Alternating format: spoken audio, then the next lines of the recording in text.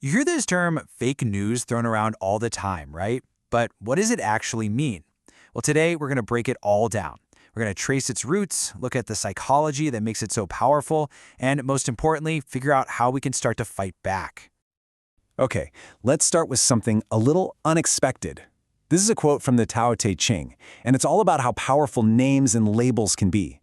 But it's also a warning that a label can sometimes hide the truth, creating a huge gap between the word we use and what's actually real. And that idea, it's right at the heart of our whole conversation today. And that's the big question, isn't it? What happens when that trusted label, the word news, gets slapped onto something that's just not true? It's an incredibly effective way to deceive people because it hijacks our built-in trust for that word. All right, so first things first. Before we can even begin to fight this thing, we've got to get our language straight. In this first section, we're going to see why choosing the right words is basically our first line of defense in the battle for what's real. So let's start with what fake news originally meant. See, it wasn't just any lie. It's a special kind of lie, one that's dressed up to look and feel like real journalism. With the official-looking headlines, the quotes, the whole shebang. And it was usually created for one of two reasons: to wreck someone's reputation, or, way more often, just to make a quick buck from ad money. But here's where it all went sideways. The term itself just became a weapon, a political football you could throw at any story you didn't like. It got so toxic that back in 2018, the British government actually banned the term from all official documents. They said it was just too misleading and poorly defined to be useful anymore. And that's exactly why the experts are trying to move on. To get around all that political baggage, they're now using a much broader and more precise term: information disorder.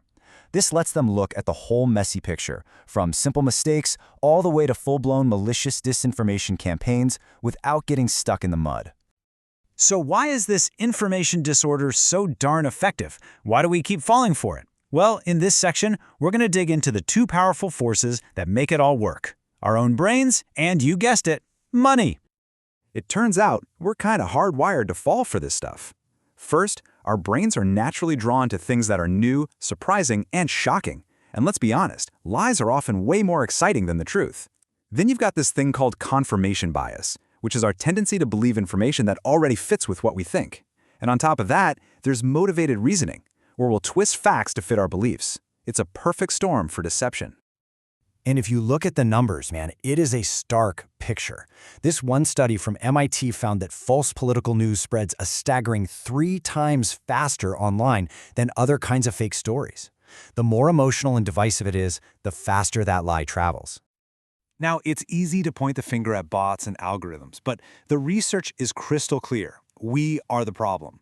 Human beings are the real super spreaders here. We're the ones hitting share, retweet, and forward, often before we've even read the article, sending these lies into orbit. So if we're the ones spreading it, who's making it, and why? Well, as always, you just gotta follow the money. Get this. One creator of fake news sites openly admitted he was pulling in anywhere from $10,000 to $30,000 a month from ads on his websites. With that kind of cash on the table, it's no wonder this stuff is everywhere. It feels like a very modern problem, right? Social media, algorithms, all of it. But really, this is an old game. Let's take a quick trip back in time to see how manufacturing the truth has been shaping our world for centuries.